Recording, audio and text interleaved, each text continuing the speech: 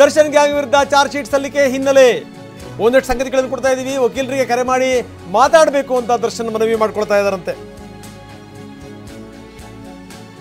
Phone ಕಾಲ್ಗೆ ವ್ಯವಸ್ಥೆ ಮಾಡಿಕೊಡಲಾಗ್ತಾ ಇದೆ ಅಂತ, ಯಾಕಂದ್ರೆ ಸಂಬಂಧಪಟ್ಟಂತ ವಕೀಲರ ಜೊತೆ ಮಾತಾಡಬೇಕು. ಕೇವಲ 5 ನಿಮಿಷಗಳ ಕಾಲ ಮಾತ್ರ ಅವಕಾಶ. ಇದಕ್ಕೆ ಲತಾ ಅವರು ಪರ್ಮಿಷನ್ ಕೊಟ್ಟಿದ್ದಾರೆ, ಜೈಲಿನ ಅಧಿಕಾರಿ.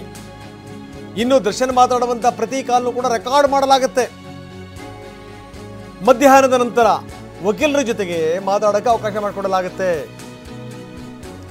ಚಾರ್ಜ್ ಶೀಟ್ ಸಲ್ಲಿಕೆ, ಅದರ ಮುಂದಿನ ಬೆಳವಣಿಗೆಗಳು ಏನು ಎತ್ತ, ಇದ್ರ ಬಗ್ಗೆ ದರ್ಶನ್ ವಕೀಲರ ಜೊತೆ ಮಾತಾಡಬೇಕು ಅಂತ ಕೇಳ್ತಾ ಇದ್ದಾರಂತೆ. ಎಸ್ ವಿನಾಯಕ್, ನೀವು ಆರಂಭದಲ್ಲಿ ಒಂದು ಮಾತನ್ನು ಹೇಳ್ತಾ ಇದ್ದೀರಿ, ಕಂಡದ್ದನ್ನು ಕೊಳ್ಳಬಹುದು ಅನ್ನುವಂಥ ಸ್ಥಿತಿಯಲ್ಲಿದ್ದಂಥ ದರ್ಶನಿಗೆ ಈ ಸ್ಥಿತಿ ಬಂತು ಅಂತ. ನಿಜ, ಕಂಡದ್ದನ್ನು ಕೊಳ್ಳಬಹುದು ಅನ್ನುವಂಥ ಸ್ಥಿತಿ ಮನುಷ್ಯನಿಗೆ ಅತ್ಯಂತ ಸಹಜವಾಗಿರುತ್ತೆ. ಆದರೆ ಕಂಡವ್ರನ್ನ ಕೊಲ್ಲಬಹುದು ಅನ್ನುವಂಥ ಸ್ಥಿತಿ ಇದೆಯಲ್ಲ, ದಟ್ ಈಸ್ ಡೇಂಜರಸ್. ಕಾನೂನನ್ನು ಕೊಳ್ಳಬಹುದು ಅನ್ನುವಂಥ ಮನಸ್ಥಿತಿ ಬರುತ್ತಲ್ಲ, ಅದು ವೆರಿ ಡೇಂಜರಸ್. ಈಗ ನೋಡಿ, ಈಗ 5 ನಿಮಿಷಗಳ ಕಾಲಾವಕಾಶ ಸಿಕ್ಕಿದೆ ಈಗ ಸಂಬಂಧಪಟ್ಟಂಥ ವಕೀಲರ ಜೊತೆ ಮಾತಾಡಲಿಕ್ಕೆ ಅನ್ನುವಂಥ ಒಂದು ಮಾಹಿತಿ ಕೂಡ ಬಂದಿದೆ. ಏನಂತೀರಿ?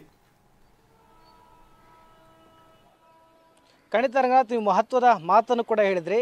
ಕಂಡವನಂತ ಕೊಲ್ಲುವಂಥ ಪರಿಸ್ಥಿತಿ ಬಂದಿರೋದಾಗಿ ದರ್ಶನ್ ಅವರಿಗೆ ಈ ಸ್ಥಿತಿ ಬಂದಿದೆ ಅಂತ ಹೇಳ್ಬೋದು. ಯಾಕಂತಂದರೆ ದರ್ಶನ್ ಅವರ ಒಂದು ಡೇಟ್ಗೆ ಎಷ್ಟೋ ಡೈರೆಕ್ಟರ್ಗಳು ಕಾಯ್ತಾ ಇರ್ತಾರೆ. ಆದರೆ ಇವಾಗ ಒಬ್ಬ ಲಾಯರ್ ಜೊತೆ ಮಾತಾಡಬೇಕಂತ ದರ್ಶನ್ ಅವರು ಕಳೆದ ಒಂದು ಬೆಳಿಗ್ಗಿಂದನೂ ಕೂಡ ಮನವಿಯನ್ನು ಮಾಡ್ಕೊಳ್ತಾ ಇದ್ದಾರೆ, ನನಗೆ ಲಾಯರ್ ಜೊತೆ ಮಾತನಾಡಲಿಕ್ಕೆ ಒಂದು ಅವಕಾಶ ಮಾಡಿಕೊಡಿ ಅಂತೇಳಿ. ಈಗಾದರೆ ಇರತಕ್ಕಂಥ ಜೈಲ್ ಸಿಬ್ಬಂದಿಗಳು ಕೂಡ ಅವರಿಗೆ ಅವಕಾಶವನ್ನು ಮಾಡಿಕೊಡ್ತಾ ಇರಲಿಲ್ಲ. ಹೀಗಾಗಿ ಇವರ ಮನವಿಯನ್ನು ಉತ್ತರ ವಲಯದ DIG ಅವರು PD ಶೇಷ್ ಅವರಿಗೆ ಇಲ್ಲಿರ್ತಕ್ಕಂಥ ಜೈಲ್ ಅಧೀಕ್ಷಕಿ ಲತಾ ಅವರು ಅಂದು ಸೂಚಿಸುವಂಥದ್ದು. ನಂತರದಲ್ಲಿ ಇವರಿಗೆ ಕೇವಲ 5 ನಿಮಿಷಗಳ ಕಾಲ ಮಾತ್ರ ಮಾತನಾಡಲಿಕ್ಕೆ ಅವಕಾಶ ಇರುತ್ತೆ. ಅದು ಕೂಡ ಎಲ್ಲವನ್ನು ಕೂಡ ಕಾಲ್ ರೆಕಾರ್ಡ್ ಮಾಡ್ಕೊಳ್ತಾರೆ ಮತ್ತು ಅದು ಮಾತನಾಡೋಕ್ಕೂ ಮುಂಚಿತವಾಗಿ ಅವರಿಗೆ ನಂಬರ್ನ ಫಸ್ಟ್ ರಿಜಿಸ್ಟರ್ ಮಾಡ್ಕೊಳ್ತಾರೆ. ರಿಜಿಸ್ಟರ್ ನಂತರ ಅವರ ಮಾಹಿತಿಯನ್ನು ಕೂಡ ಪಡೆದುಕೊಳ್ತಾರೆ. ಮಾಹಿತಿಯನ್ನು ಪಡೆದುಕೊಂಡ ನಂತರ ಮಾತ್ರ ದರ್ಶನ್ ಅವರಿಗೆ ಮಾತನಾಡಲಿಕ್ಕೆ ಅವಕಾಶ ಕೊಡ್ತಾರೆ. ಅದು ಕೂಡ ಕೇವಲ 5 ನಿಮಿಷ ಮಾತ್ರ. ಅಂದರೆ ಅದು ಚಾರ್ಜ್ ಶೀಟ್ ವಿಚಾರವಾಗಿ ದರ್ಶನ್ ಅವರು ಮಾತನಾಡಲಿಕ್ಕೆ, ಅಂದರೆ ಬೇಲ್ ಸಲ್ಲಿಸಲಿಕ್ಕೆ ಅವಕಾಶ ಇದೆಯಾ ಅಥವಾ ಯಾವ ಅಂಶಗಳನ್ನು ಚಾರ್ಜ್ ಶೀಟಲ್ಲಿ ಸಲ್ಲಿಕೆ ಆಗಿದೆ, ಬೇಲ್ ಸಿಗುತ್ತೋ ಇಲ್ಲವೋ ಕೂಡ ಅನ್ನೋ ಸಾಕಷ್ಟು ಆತಂಕ ಇದೆ. ಅದೇ ವಿಚಾರವಾಗಿ ನಟ ದರ್ಶನ್ ಅವರು ಫ್ಯಾಮಿಲಿ ಜೊತೆಗೆ ಫಸ್ಟಿಗೆ ಮಾತನಾಡಬೇಕು ಅನ್ನೋದಿತ್ತು. ಆದರೆ ಈಗ ನೇರವಾಗಿ ಲಾಯರ್ ಜೊತೆಗೆ ನಾನು ಮಾತನಾಡ್ತೀನಿ ಅನ್ನೋ ಮಾತನ್ನು ಈಗಾಗಲೇ ಜೈಲ್ ಅಧೀಕ್ಷಕರು ಹೇಳಿರೋದು. ಹೀಗಾಗಿ ಈಗ ಅಧೀಕ್ಷಕರು ಹೇಳಿರೋ ಪ್ರಕಾರವಾಗಿ ದರ್ಶನ್ ಅವರಿಗೆ ಆದರೆ ಲಾಯರ್ ಜೊತೆಗೆ ಮಾತನಾಡಲಿಕ್ಕೆ ಅವಕಾಶ ಸಿಕ್ಕಿರುವಂಥದ್ದು. ಹೀಗಾಗಿ ಈಗ ಇನ್ನೇನು 3 ಗಂಟೆ ನಂತರದಲ್ಲಿ ಅವರು ದರ್ಶನ್ ಅವರು ನೇರವಾಗಿ ಲಾಯರ್ ಜೊತೆ ಮಾತನಾಡ್ತಾರೆ. ಮಾತಾಡಿದ ನಂತರ ಅಲ್ಲಿರ್ತಕ್ಕಂಥ ಚಾರ್ಜ್ ಶೀಟ್ ಯಾವ ವಿಚಾರ ಸಲ್ಲಿಕೆ ಆಗಿದ್ದಾವೆ, ಆರೋಪಿಗಳು ಎಷ್ಟಿದ್ದಾರೆ, ಯಾವ್ಯಾವ ಅಂಶಗಳನ್ನು ಇಟ್ಕೊಂಡು ನಾವು ಬೇಲಿಗೆ ಫೈಟ್ ಮಾಡಬಹುದು ಅನ್ನೋ ಕೂಡ ಸಾಕಷ್ಟು ಚರ್ಚೆಯನ್ನು ಕೂಡ ಮಾಡ್ತಾರೆ. ಸಿಕ್ಕಟ್ಟು ಟೈಮ್ ಲಿಮಿಟ್ ಇರೋದಾಗಿ ಎಷ್ಟು ಮಾತುಗಳನ್ನು ಆಡ್ತಾರೆ, ಅದರಿಂದ ಪ್ರತ್ಯುತ್ತರ ಏನು ಬರುತ್ತೆ ಅನ್ನೋ ಕೂಡ ಗಮನಿಸಬೇಕಾಗುತ್ತೆ. ಇನ್ನೊಂದು ಪ್ರಮುಖ ಅಂಶ ಏನಂತಂದರೆ, ಇದು ಕೇವಲ ಔಟ್ ಗೋಯಿಂಗ್ ಮಾತಾಡುವಂಥ ಕಾಲಿಂಗು, ಇನ್ಕಮಿಂಗ್ ಯಾವುದೇ ಕಾರಣಕ್ಕೆ ಇರೋದಿಲ್ಲ. ಕೇವಲ ಇವ್ರು ಮಾತ್ರ ಮಾತಾಡ್ಬೋದು. ಅದು ಕೂಡ ವಾರದಲ್ಲಿ 2 ದಿನ ಮಾತ್ರ. 2 ದಿನದಲ್ಲಿ ಕೇವಲ 5 ನಿಮಿಷ ಮಾತನಾಡುವಂಥ ಮಾತ್ರ ಅವಕಾಶವನ್ನು ಕೊಟ್ಟಿರುವಂಥದ್ದು. ಈಗ ನಟ ದರ್ಶನ್ ಅವರು ಲಾಯರ್ ಜೊತೆ ಮಾತನಾಡಲಿಕ್ಕೋಸ್ಕರ ಅನುಮತಿಯನ್ನು ಕೇಳಿದರೆ ಮತ್ತು ಅನುಮತಿ ಕೂಡ ಪ್ರೊಸೀಸ್ ಆಗಿರುವಂಥದ್ದು. ರಂಗನಾಥ್. ಓಕೆ ವಿನಾಯಕ್, ಇದನ್ನೇ ಟೈಮು ಅಂತ ಹೇಳೋದು. ಜೈಲಿನಿಂದ ನೇರವಾಗಿ ವಿಡಿಯೋ ಕಾಲ್ ಮುಖಾಂತರ ಮಾತಾಡಿ ಒಂದು 40 ಸೆಕೆಂಡ್ ಮಾತಾಡಿರ್ಬೇಕೇನೋ. ನೋಡಿ, ಈಗ 5 ನಿಮಿಷಕ್ಕೆ ಬಂದಿದೆ. ಈಗ ಅದು 50 ಕಣ್ಣುಗಳನ್ನು ಫಾಲೋ ಮಾಡ್ತಾ ಇರ್ತವೆ, ರೆಕಾರ್ಡ್ ಆಗುತ್ತೆ ಏನು ಮಾತಾಡ್ತಾರೆ ಏನು ಎತ್ತ ಅಂತ. ಇನ್ನು ರೇಣುಕಾಸ್ವಾಮಿ ಚಾಟ್ ಮಾಡಿರುವಂಥ ಸ್ಕ್ರೀನ್ ಶಾಟ್ ನಕಲಿ ಅನ್ನುವಂಥದ್ದು. ಕೊಲೆಗೂ ಮೊದಲು ಚಾಟ್ ಮಾಡಿರುವಂಥ ಸ್ಕ್ರೀನ್ ಶಾಟ್ ಇದು ನಕಲಿ ಅನ್ನುವಂಥ ಮಾಹಿತಿ ಈಗ ಹೊರಗಡೆ ಬಂದಿದೆ. ಪವಿತ್ರ ಗೌಡಗೆ ರೇಣುಕಾಸ್ವಾಮಿ ಮೆಸೇಜ್ ಮಾಡಿರುವಂಥದ್ದು ನಿಜ. ಆದರೆ ಇದೀಗ ಈಗೇನು ಹರಿದಾಡ್ತಾ ಇದೆಯಲ್ಲ, ಆ ಸ್ಕ್ರೀನ್ ಶಾಟ್ ಅದು ನಕಲಿ ಅಂತ ಹಿರಿಯ ಪೊಲೀಸ್ ಅಧಿಕಾರಿಗಳು ಇದಕ್ಕೆ ಸಂಬಂಧಪಟ್ಟಂಗೆ ಸ್ಪಷ್ಟನೆ ಕೊಟ್ಟಿದ್ದಾರೆ. ಇದು ನಕಲಿ ಇದು ಅಂತ. ಸೋಷಿಯಲ್ ಮೀಡಿಯಾದಲ್ಲಿ ಎಗ್ಗಿಲ್ದೇನೆ ಬಿಡ್ತಾರೆ ಇಂಥವನ್ನೆಲ್ಲ, ವಿಪರೀತ ಹರಿದಾಡ್ತವೆ. ಹತ್ಯೆಗೂ ಮೊದಲು ರೇಣುಕಾಸ್ವಾಮಿಗೆ ಪವಿತ್ರ ಹೇಳಿದ್ದೇನು, ಕೆಳಕ್ಕೆ ಬಿದ್ದಂತ ರೇಣುಕಾಸ್ವಾಮಿಯ ಮೇಲೆ ಮತ್ತೆ ಇವರು ಹೊಡೆದ್ರಂತೆ. ಹಲ್ಲೆಯಿಂದ ರೇಣುಕಾಸ್ವಾಮಿ ಕೆಳಗೆ ಬಿದ್ದಿದ್ದ. ಆ ಸಂದರ್ಭದಲ್ಲಿ ಇವರ ಎಂಟ್ರಿ ಆಗುತ್ತೆ.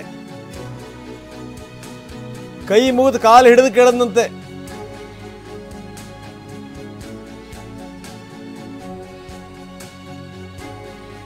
ಈ ಸಂದರ್ಭದಲ್ಲಿ ಪವಿತ್ರ ಏನು ಹೇಳಿದ್ರು ಅದಕ್ಕೆ ಸಂಬಂಧಪಟ್ಟಂಗೂ ಕೂಡ ಒಂದಷ್ಟು ವಿವರಗಳು ಸಿಕ್ಕಿವೆ. ಕೆಳಗೆ ಬಿದ್ದಂಥ ರೇಣುಕಾಸ್ವಾಮಿಯನ್ನ ಮತ್ತೆ ಥಳಿಸಲಾಗಿದೆ.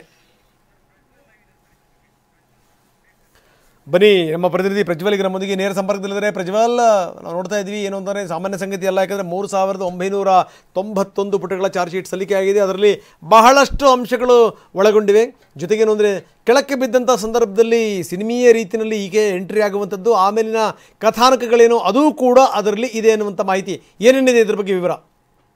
ರಂಗನಾಥ್, ಮೊದಲನೇದಾಗಿ ಆ ಒಂದು ಸ್ಕ್ರೀನ್ ಶಾಟ್ ಏನು ಹರಿದಾಡ್ತಿತ್ತು ಅದು ಇನ್ವೆಸ್ಟಿಗೇಷನ್ ಟೀಮ್ ಕಲೆ ಹಾಕಿರೋದಲ್ಲ. ಮತ್ತೆ ಇನ್ವೆಸ್ಟಿಗೇಷನ್ ನಲ್ಲಿ ಈ ಒಂದು ಸ್ಕ್ರೀನ್ ಶಾಟ್ ಅನ್ನ ಅಧಿಕಾರಿಗಳ ಬಳಕೆಯನ್ನು ಸಹಿತ ಮಾಡ್ಕೊಂಡಿಲ್ಲ, ಈಗಾಗಲೇ ಸಲ್ಲಿಸಿರುವಂತ ಚಾರ್ಜ್ ಶೀಟ್ ನಲ್ಲಿ. ಇದೊಂದು ಹೊರ ಜಗತ್ತಿನಲ್ಲಿ ಅವರೇ ಆಗಿ ಕ್ರಿಯೇಟ್ ಮಾಡ್ಕೊಂಡಿರೋದು ಅಥವಾ ಬೇರೆ ಯಾರಿಗೋ ಇನ್ನೊಬ್ರು ಯಾರೋ ಮೆಸೇಜ್ ಮಾಡಿರೋದು ಗೊತ್ತಿಲ್ಲ.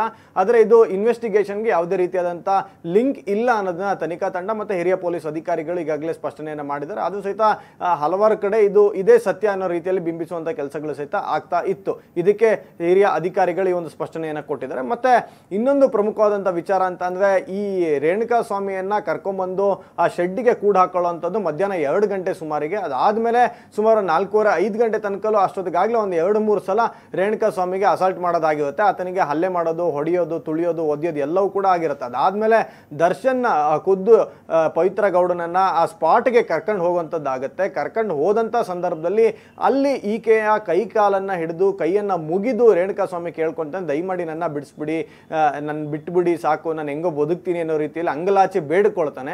ಈ ಸಂದರ್ಭದಲ್ಲಿ ಈಕೆಯ ಕಾಲನ್ನು ಹಿಡ್ಕೊತಾನೆ, ಪವಿತ್ರ ಗೌಡನ ಕಾಲನ್ನು ಹಿಡ್ಕೊಂಡು ಬೇಡ್ಕೊಳ್ತಾನೆ. ಆ ಸಂದರ್ಭದಲ್ಲಿ ಆಕೆ ನಿನಗೆ ಬದುಕೋಕೆ ಅರ್ಹತೆ ಇದೆಯಾ, ನಿನಗೆ ಬದುಕೋಕೆ ಅರ್ಹತೆ ಇಲ್ಲ ಅನ್ನೋ ರೀತಿಯಲ್ಲಿ ಒಂದಷ್ಟು ಕೆಟ್ಟ ಕೆಟ್ಟ ಮಾತುಗಳನ್ನ ಬೈತಾಳೆ. ಅದಾದ ನಂತರದ ಅಲ್ಲಿ ನಡೆಯುವಂಥ ಕಾನ್ವರ್ಸೇಷನ್ಗಳು ಎಲ್ಲವೂ ಕೂಡ ಸಾಕಷ್ಟು ಅಸಹ್ಯಕರವಾದಂಥ ಬೈಗಳು ಮತ್ತೆ ಅಶ್ಲೀಲವಾದಂಥ ಪದಗಳನ್ನ ಬಳಕೆ ಮಾಡಿ ಬೈದಾಡ್ತಾರೆ. ರೇಣುಕಾ ಸ್ವಾಮಿಗೆ ಸಹಿತ ಬೈತಾರೆ. ಆ ಪವಿತ್ರ ಗೌಡ ಬರೋಷ್ಟೊತ್ತಿಗಾಗಲೇ ಇವನನ್ನ ಒಡೆದು ರಕ್ತದ ಮಡುವಿನಲ್ಲಿ ಬಿದ್ದಿರ್ತಾನೆ. ಅದಾದ್ಮೇಲೆ ಈಕೆಯ ಕಾಲು ಹಿಡಿದಂಥ ಸಂದರ್ಭದಲ್ಲಿ ಆಕೆಯ ಕಾಲಿನಿಂದ ಆತನನ್ನ ತಳ್ಳಿ ಒದ್ದಿ ಅಲ್ಲಿಂದ ದೂರ ಹೋಗಿ ನಿಂತ್ಕೊಳ್ತಾಳೆ. ದೂರ ಹೋಗಿ ನಿಂತ್ಕೊಂಡಂಥ ಸಂದರ್ಭದಲ್ಲಿ ಆಕೆ ಚಪ್ಪಲಿ ಮತ್ತೆ ಆ ಇನ್ಸಿಡೆಂಟ್ ನಡೆಯುವಂಥ ಆಕೆ ಕಾಲಿನಿಂದ ಒದಿಯುವಂಥ ಸಂದರ್ಭದಲ್ಲಾಗ್ಬೋದು, ಕಾಲಿನಿಂದ ತಳ್ಳುವಂಥ ಸಮಯದಲ್ಲಾಗ್ಬೋದು, ಆಕೆಯ ಚಪ್ಪಲಿಗೆ ಮತ್ತು ಆಕೆಯ ಬಟ್ಟೆಗೆ ರೇಣುಕಾ ಸ್ವಾಮಿಯ ರಕ್ತದ ಕಲೆಗಳೆಲ್ಲವೂ ಕೂಡ ತಾಗಿರುತ್ತೆ. ಇದಾದ್ಮೇಲೆ ಆಕೆ ಅಲ್ಲಿಂದ ದೂರ ಹೋಗಿ ನಿಂತ್ಕೋತಾಳೆ. ಅದಾದ್ಮೇಲೆ ಕಂಟಿನ್ಯೂಸ್ ಆಗಿ ರೇಣುಕಾ ಸ್ವಾಮಿಗೆ ಹಲ್ಲೆ ಮಾಡುವಂಥದ್ದಾಗುತ್ತೆ. ಆತನನ್ನು ಎತ್ತಿ ಅಲ್ಲಿ ನಿಂತಿದ್ದಂಥ ಒಂದು ಲಾರಿಗೆ ಒಡಿಸೋವಂಥದ್ದಾಗ್ಬೋದು, ಲಾಠಿಯಲ್ಲಿ ಹೊಡೆಯುವಂಥದ್ದಾಗ್ಬೋದು, ಕಾಲಿನಲ್ಲಿ ಒದಿಯುವಂಥದ್ದಾಗ್ಬೋದು, ಇದೆಲ್ಲವೂ ಕೂಡ ಆಗುತ್ತೆ. ಇದೆಲ್ಲ ಆದಂಥ ಸಂದರ್ಭದಲ್ಲಿ ಆಕೆ ಪ್ರೆಸೆನ್ಸ್ ಇರ್ತಾರೆ, ಅಲ್ಲಿಯೇ ಆಕೆ ಪ್ರೆಸೆನ್ಸ್ ಇರ್ತಾರೆ. ಅದಾದ್ಮೇಲೆ ಆತ ಇನ್ನೇನು ಸತ್ತೋಗ್ತಾನೆ. ಆ ಸಂದರ್ಭದಲ್ಲಿ ಆಕೆಯನ್ನು ಆಚೆ ಕರ್ಕೊಂಡು ಹೋಗ್ತಾರೆ. ಇದು ಒಂದು ಸೀನ್ ಬೈ ಸೀನ್ ಅಧಿಕಾರಿಗಳು ತನಿಖಾ ಸಂದರ್ಭದಲ್ಲಿ ಮಾಹಿತಿಯನ್ನ, ಸಾಕ್ಷಿಗಳನ್ನ ಕಲೆ ಹಾಕಿ ಚಾರ್ಜ್ ಶೀಟ್ ನಲ್ಲಿ ವಿವರವಾಗಿ ವಿವರಿಸಿರುವಂತದ್ದು ರಂಗನಾಥ್.